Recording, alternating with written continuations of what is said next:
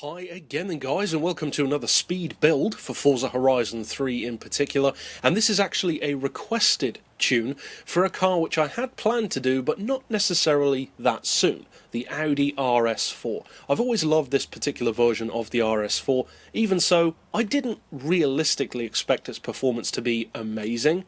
I thought it would be pretty good but not necessarily as strong as it actually turned out to be. So as far as super saloons go, this is definitely one to bear in mind. Now as far as conversions, I would recommend, pretty obviously, that 6.5 litre Aventador V12 conversion.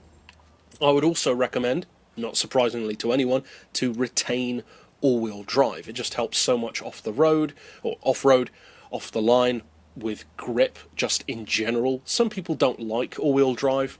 It's down to personal preference. If you don't want to have it, of course, that's down to you. Twin turbo I have fitted, as you can see. Then, for everything else, if you've been on the channel and on my tunes before, you know the drill. Fit everything that improves the car, basically everything with racing or race in the title. Except for the roll cage. You don't really need that for this car. Anti-roll, yes, but the full roll cage, you don't really need it.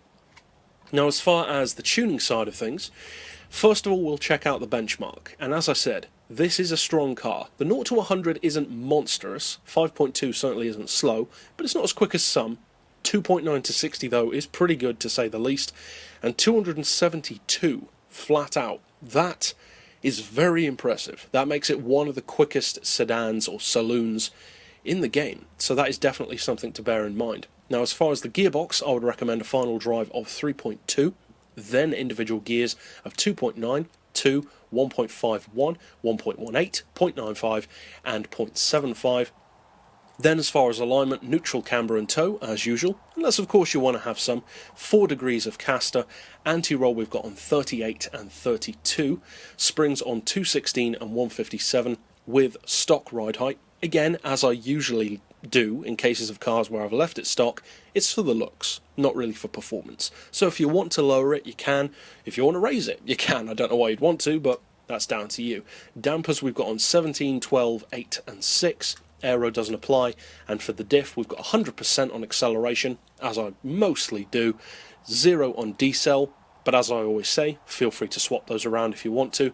And a 70% split for this particular car in favour of the rear. You could go a little bit more to the back if you want it to be more tail happy and a little bit looser on the steering, but that's just what I personally opted for. I often like to have my cars with a split of around 70 to 80% because you get the full benefit of the all-wheel drive, but at the same time it still allows the car to be manoeuvrable. But maybe that's just me. As far as the tune overall, you can find it on my storefront, so of course if you want to get that quickly and just slap it on the car, you can use the keywords in the video description below to do that. But all that remains of course is to take it out on the road to see if it can actually hit that speed.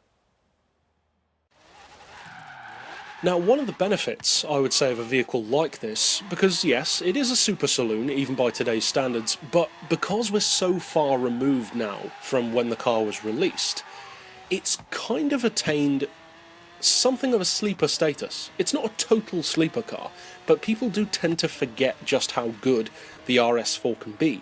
Even the RS4 that's even older than this, the Avant version with the 2.7 litre twin-turbo engine, is still a great car.